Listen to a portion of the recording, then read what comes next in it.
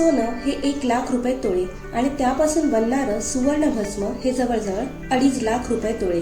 ब्राह्मी, वचा, शंखपुष्पी, जटामांसी यांनी सिद्ध केलेलं ब्राह्मी घृत हे जवळजवळ 5,000 रुपये किलो. मध हे जवळजवळ 800 ते 1,000 रुपये किलो. हे सर्व द्रव्य एकत्र करून बनवले जाते ते म्हणजे सुवर्णप्राशन. हजारो वर्षांपूर्वी लिहून ठेवलेल्या काश्यप संहितेनुसार बाळाला दररोज 1 महिना सुवर्णप्राशन दिल्याने बाळ परम मेधावी होते.